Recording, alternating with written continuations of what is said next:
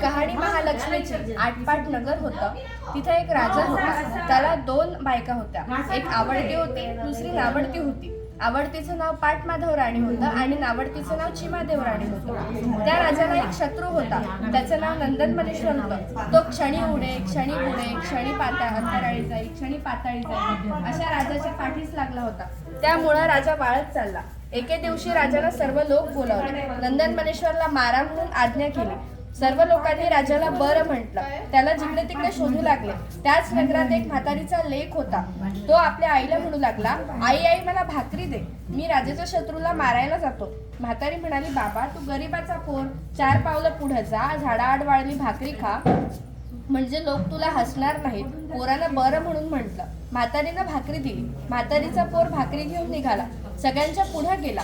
इतक्यात संध्याकाळ झाली. सर्व लोक घरी आले. त्यांना नंदन मनेश्वर काही सापडला नाही. तशी राजाला फार काळजी लागली. पुढे फार रात्र झाली. म्हातारीचा पोर तिथंच राहिला. पुढे मध्यरात्री काय झालं, नागकन्या देवकन्या तिथं आल्या. महालक्ष्मीचा वसा सांगू लागल्या. पोरानं विचारलं, बाई ह्यानं काय होतं? त्यांनी सांगितलं, पडलं झडलं सापडतं, मनी चिंतलं कार्य होतं. इतकं ऐकल्यावर तोही त्यांच्या बरोबर वसा वसू लागला. पूजा केली, घागरी फुंकल्या. पहाटेच महालक्ष्मी माय कोल्हापुरी जाती झाली. तसा नागकन्या देवकन्यांनी आशीर्वाद मागितला, तसा ह्यानंही मागितला, तसा देवीने दिला. राजाचा शत्रू मरेल, तुला अर्ध राज्य मिळेल, अर्ध भांडार मिळेल, माडीशी माडी बांधील, नवलवाट नाव ठेवील. तो वैरी डावा पाय मस्तकी घेऊन उद्या राजाच्या अंगणात मडून पडेल, असं म्हणून देवी अदृश्य झाली. म्हातारीचा पोर घरी आला. दुसऱ्या दिवशी राणी पहाटेच उठली, परसात आली. राजाचा वैरी मेलेला पाहिला. तिला आनंद झाला. तशी तिने ही गोष्ट जाऊन राजास सांगितली. राजानं चौकशी केली. म्हातारीचा पोर सगळ्याच्या मागं होता. त्यानं ह्याला मारलं असेल असं लोकांनी राजाला सांगितलं. राजानं त्याला बोलावून धाडलं. म्हातारीचा पोर राजाच्या घरी आला. त्यानं राजाला विचारलं, राजा आळ नाही केला, अन्याय नाही केला, मग मला इथं का बोलावलं? राजा म्हणाला, भिवू नको, घाबरू नको, माझा वैरी नंदन मनेश्वर कोणी मारला? सगळे तुझं नाव सांगत आहेत, याचं काय कारण आहे ते सांग. राजाला पोर म्हणाला, राजा मी मारला नाही, पण तो देवीच्या वरानं मेला. राजा म्हणाला, ती देवी कोणती? तिला तू कुठं भेटलास? पोर म्हणाला, सगळ्यांच्या पाठीमागून निघालो, त्यांच्या पुढे थोडा गेलो, शिळी भाकर झाडाआड करून खाल्ली, येता येता रात्र झाली, झाडाखाली वस्ती केली. रात्री नागकन्या देवकन्या तिथं आल्या. त्यांनी महालक्ष्मीचा वसा बसला. त्याची मी चौकशी केली. पुढे मी पूजा केली. सर्वांना आशीर्वाद दिला, तसा मलाही दिला. तुला आशीर्वाद काय मिळाला? मला आशीर्वाद मिळाला की अर्ध शत्रू मरेल, अर्ध राज्य मिळेल, अर्ध भांडार मिळेल, माडीशी माडी बांधील, नवलवाट नाव ठेवील, असं म्हणून देवी अदृश्य झाली. मग आम्ही उत्तर पूजा केली. तातू घेऊन घरी आलो. तो तुझं बोलावणं आलं. राजानं हकीकत ऐकली, आनंदी झाला. पोराला अर्ध राज्य दिलं, भांडार अर्ध दिलं, माडीशी माडी बांधून दिली, नवलवाट नाव ठेवलं. पुढे म्हातारीचा पोर आनंदाने वागू लागला. ही बातमी राणीला समजली. राणीनं नवलवाटाला बोलावणं धाडलं. महालक्ष्मीचा वसा कसा वसावा म्हणून विचारलं. नवलवाटानं तातू दाखविला. तिला सांगितलं, अश्विन मास येईल, पहिली अष्टमी येईल, त्या दिवशी 16 सुताचा तातू तेल हळद लावून करावा. 16 दुर्वा, 16 तांदूळ घेऊन तुळशीची पंचामृती पूजा करावी, 16 अर्घ्य द्यावी, मग धूपदीप दाखवावा, नैवेद्य दाखवून कहाणी करावी. ज्यास हा वसा घेणं असेल त्यानं तातूची पूजा करावी, तातू हातात बांधावा, दुसरी कहाणी चतुर्थीला व तिसरी चतुर्दशीला करावी. या प्रमाणात दर अश्विन मासी करावं. स्वतः तिनं वसा समजावून घेतला. ते व्रत पाळू लागली. पुढे एके दिवशी काय झालं, राजा राणीच्या महाली आला. सारीपाट खेळू लागला. राजानं राणीचा तातू पाहिला. हे काय म्हणून विचारलं. राणीनं तातूची हकीकत सांगितली. राजा म्हणाला, माझे घरी हारे बहू, दोरे बहू, कांकणे बहू, कळावे बहू, व्रताचं सूत तोडून टाक, मला ह्याची गरज नाही. पुढे रात्र झाली. राजा राणी निजली. सकाळी दासी बटकी महाल झाडू लागल्या. केरात त्यांना तातू सापडला. दासांनी तो तातू नवलवाटाला दिला. त्याला राणीचा राग आला. इतक्यात काय चमत्कार झाला, त्याला नावडती राणी भेटली. तिनं तो तातू मागितला. हा म्हणाला, उठशील मागशील, घेतला वसा टाकून देशील? तिनं सांगितलं, उठणार नाही, माटणार नाही, घेतला वसा टाकणार नाही. तसा तातू तिच्या हवाली केला. वसा सांगितला. पुढे अश्विन मास आला. पहिली अष्टमी आली. त्या दिवशी काय चमत्कार झाला. देवी महालक्ष्मीनं म्हातारीचं सोंग घेतलं. पाटमाधव राणीचे महाली गेली. महालक्ष्मीचा तिला आठवण आहे की नाही हे पाहू लागली. तो घरात कोठे काहीच तयारी दिसेना. तेव्हा ती पाटमाधव राणीला म्हणू लागली, अगं पाटमाधव राणी, पुत्राची माय, आज तुझ्या घरी काय आहे? राणीनं उत्तर दिलं, आज माझ्या घरी काही नाही. तेव्हा राणीला पुन्हा म्हणाली, अगं अगं पाटमाधव राणी, पुत्राची माय, म्हातारीला पाणी देशील तर तुझ्या राज्याला पुरे होईल. राणीनं उत्तर दिलं, म्हातारीला तांब्याभर पाणी दिलं तर माझ्या राज्याला पुरणार नाही. तेव्हा म्हातारीनं पुन्हा पाटमाधव राणीला हाक मारली, अगं अगं पाटमाधव राणी, पुत्राची माय, म्हातारीला दही भाताची शिदोरी देशील तर तुझ्या राज्याला पुरे होईल. राणी म्हणाली, म्हातारीला दही भाताची शिदोरी दिली तर माझ्या राज्याला पुरणार नाही. म्हातारीला राग आला. तिनं शाप दिला. तो काय दिला? सवतीच्या न्हाणी दारादुरी करीत असशील, अर्ध अंग बेडकाचं अर्ध अंग मनुष्याचं असे होऊन पडशील. इतकं राणीनं ऐकलं, खदा खदा हसली. पुढं म्हातारी निघून गेली. ती चिमादेव राणीच्या महाली आली. इकडे तिकडे पाहू लागली. तो तिला जिकडे तिकडे गडबड दिसली. एके पूजेचं साहित्य दिसलं. दुसरीकडे महालक्ष्मीचा मुखवटा मांडलेला पाहिला.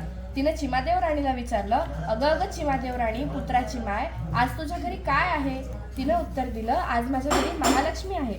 तेव्हा म्हातारी म्हणाली, महालक्ष्मी म्हणतात ती मीच. राणी म्हणाली, कशानं ओळखावी, कशानं जाणावी? तो ती सकाळी कुवारीण झाली, दुपारी सवाशीण झाली, संध्याकाळी पोक्त बायको झाली. अशा तिन्ही कळा तिनं पालटून दाखविल्या. राणीनं तिला नंतर घरात बोलाविलं, न्हाऊ माखू घातलं, पितांबर नेसायला दिला, चौरंग बसायला दिला. राणीनं व नवलवाटानं तिची पूजा केली. संध्याकाळ झाली. देवी समोर दोघं जण घागरी फुंकू लागली. तसा घागरीचा आवाज राजाचे कानी गेला. धुपाचा वास महाली आला. तशी राजाने चौकशी केली. शिपायांना हाक मारली, नावडतीच्या घरी आवाज कशाचा येतो तो तुम्ही पाहून या. शिपाई नावडतीच्या घरी आले. महालक्ष्मीनं दर्शन घेतलं. तसंच ते परतले. राजाच्या महाली आले. पाहिलेली हकीकत सांगितली. तसा राजा म्हणाला, मला तिथं घेऊन चला. शिपाई राजाला घेऊन राणीकडे आले. राणीनं पंचारती ओवाळली. राजाचा हात धरला. मंदिरात घेऊन गेली. सारीपाट खेळू लागली. खेळता खेळता पहाट झाली. पहाटेच महालक्ष्मी माय कोल्हापुरा जाती जाती झाली. तसं राणी म्हणाली, माय मला आशीर्वाद दे. महालक्ष्मी म्हणाली, तुला आशीर्वाद काय देऊ? राजा तुला सकाळी घेऊन जाईल आणि तुझी सवत तुझ्या ठाणी डाराडुरी करील. अर्ध अंग बेडकाचं अर्ध अंग मनुष्याचं अशी होऊन पडेल. तशी चिमादेव राणीनं तिची प्रार्थना केली की तिला इतका कडक शाप देऊ नये. तसं देवीने सांगितलं की राजा तिला 12 वर्ष वनात तरी धाडी. असं म्हणून देवी अदृश्य झाली. उजाडल्यावर राजाने तिला रथात घातलं. वाड्यासमोर घेऊन आला. पाटमाधव राणीला निरोप धाडला की राजा राणीला घेऊन येतो आहे, तिला तू सामोरी ये. तशी ती फाटकं तुटकं नेसली, घाणेरडी चोळी अंगात घातली, केस मोकळे सोडले, कपाळी मळवट भरला, जळतं खापर डोकीवर घेतलं आणि ओरडत किंचाळत पुढे आली. तो राजाने विचारलं की ओरडत किंचाळत कोण येत आहे? भूत आहे की खेत आहे? शिपायांनी सांगितलं, भूत नाही, खेत नाही, तुझीच राणी तुला समोर येत आहे. राजा म्हणाला, तिला रानात नेऊन मारून टाका. असा शिपायांना हुकूम केला आणि आपण उठून महाली आला. राजा राणी सुखानं नांदू लागली. इकडे शिपायांनी पाटमाधव राणीला रानात नेलं. तिला राजाचा हुकूम सांगितला. राणी मुसुमुसू रडू लागली. तसं शिपायांनी सांगितलं, बाई बाई रडू नको, आम्ही तुझ्या हातचं खाल्लेले प्यालेले आहोत. आमचं जण काही तुला मारवत नाही, म्हणून आम्ही तुला सोडून देतो. पुन्हा तू या राज्यात काही येऊ नकोस असे म्हणाले. राणीला तिथं सोडून गेले. आपण निघून नगरात आले. नंतर ती तशीच फिरता फिरता एका नगरात गेली. पहिल्याने कुंभाराचे आळीत गेली. तिथे नव्या राणीला नवा कळस घडवीत होते, परंतु एकही कळस उतरेना. त्यांनी चौकशी केली. नवा माणूस कोण आला आहे तोही सापडली. त्यांनी तिला तिथून हाकून पिटून लावली. पुढे ती कासाराच्या आळीत गेली. तो तिथे नव्या राणीला नवा चुडा करीत होते, पण एकही चुडा उतरेना. तेव्हा चौकशी केली. नवा माणूस कोण आला आहे तेव्हा ही सापडली. लोकांनी तिला हाकून पिटून लावली. तेथून निघाली ती सोनाराच्या आळीत गेली. तिथे नव्या राणीला नवा दागिना घडवीत होते, तो एकही दागिना उतरेना. तेव्हा त्यांनी चौकशी केली. नवा माणूस कोण आला आहे तेव्हा ही सापडली. त्यांनी तिला हाकून पिटून लावली. तिथून निघाली ती साड्याच्या आळीत गेली. तिथे नव्या राणीला नवा साडा विणत होते, पण एकही साडा उतरेना. मग त्यांनी चौकशी केली. नवे माणूस कोण आला आहे? इकडे तिकडे पाहू लागले, तो ही सापडली. मग तिला तिथून पण हाकून पिटून लावली. पुढे ती रानात निघून गेली. जाता जाता ऋषीची गुंफा दृष्टीस पडली. तिथे गेली तो ऋषी ध्यानस्थ बसले होते. ती तिथेच राहिली. ऋषी स्नानाला गेले म्हणजे ही आपली झाड सावरण करी, पूजेचं मांडून ठेवी. अशी तिने 12 वर्ष सेवा केली. ऋषी प्रसन्न झाले. ते म्हणाले, इथं झाड सावरण कोण करतं? त्यांनी माझ्या समोर यावं. तशी ती ऋषींच्या पुढे आली. नमस्कार केला. ऋषींनी झाड सावरण्याचं कारण विचारलं. ती म्हणाली, अभय असेल तर सांगते. ऋषींनी अभय दिलं. राणीनं पहिल्यापासून हकीकत सांगितली. ऋषींनी पोथ्या पुस्तकं वाचून पाहिली. तो तिच्यावर महालक्ष्मीचा कोप आहे असं समजलं. ऋषींनी तिच्याकडून महालक्ष्मीची पूजा करवली. रात्री घागरी फुंकविल्या. पहाटे महालक्ष्मी माय कोल्हापुरी जाती जागती झाली. तसा राणीनं आशीर्वाद मागितला. देवी रागावली होती. ऋषींनी देवीजवळ क्षमा मागितली. तेव्हा देवीनं उशाप दिला, या झाडाखाली सगळी तयारी कर. पाय धुवायला पाणी ठेव, चंदनाची उटी ठेव, फराळाची तयारी कर, कापुरी विडा ठेव, वाळ्याचा पंखा ठेव. त्याला सगळ्याला तुझ्या हातचा वास येऊ लागेल. राजा इथं आज उद्या येईल. तहानलेला असेल, त्याचे शिपाई थंड पाण्याचा शोध करतील. ते ही सगळी तयारी पाहतील, राजाला जाऊन सांगतील. नंतर राजा इथं येईल. त्याप्रमाणे दुसऱ्या दिवशी राजा तिथं आला. थंडगार छाया पाहिली. स्वस्त बसून विश्रांती घेतली. नंतर पाय धुतले, पोटभर फराळ केला, पाणी प्याला, कापुरी विडा खाल्ला. आत्मा थंड झाला. पुढे राजानं शिपायांना विचारलं, इथं मी पाणी प्यालो, फराळ केला, विडा खाल्ला, या सगळ्याला पाटमाधव राणीच्या हाताचा वास कसा आला? शिपाई म्हणाले, अभय असेल तर सांगतो. राजानं अभय दिलं. तेव्हा शिपाई म्हणाले, आम्ही तिच्या हातचं खाल्लं प्यालं, आमच्यानं काही तिला मारवलं नाही, म्हणून आम्ही तिला सोडून दिलं.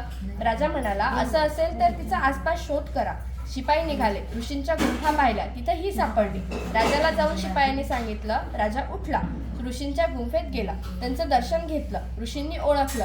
त्याला सगळी हकीकत सांगितली. पुष्कळसा बोध केला. राणीला नमस्कार करायला सांगितला. नंतर तिला हवाली केलं. तसा उभयतांनी ऋषींना नमस्कार केला. त्यांनी त्यांना आशीर्वाद दिला. पुढे राजाने तिला रथात घातलं. आपल्या नगरी घेऊन आला. बाहेर रथ उभा केला. राणीला निरोप पाठवला. राजा पाटमाधव राणीला घेऊन येत आहे, त्याला तू सामोरी ये. तशी राणी न्हाली, माखली, पितांबर नेसली, शालजोडी पांघरली, अलंकार घातले, नगरच्या नारी बरोबर घेतल्या आणि वाजत गाजत राणी सामोरी आली. राजाने विचारलं, वाजत गाजत कोण येत आहे, नागकन्या की देवकन्या? तसं शिपायांनी सांगितलं, नागकन्या नाही, देवकन्या नाही, तुझीच राणी तुला सामोरी येत आहे. तेव्हा राजा पाटमाधव राणीला म्हणाला, तू जर अशीच सामोरी आली असतीस तर तुला इतके हाल भोगावे लागले नसते. राणी उगीच बसली. राजानं चिमादेव राणीला उचलून रथात घेतली आणि दोघींसह नगरात सुखानं राज्य करू लागला. जशी पाटमाधव राणीवर महालक्ष्मी माय कोपली, तशी तुम्हा आम्हावर न कोपो. ही 60 उत्तराची कहाणी 5 उत्तरी सुफळ संपली. महालक्ष्मी माता की जय.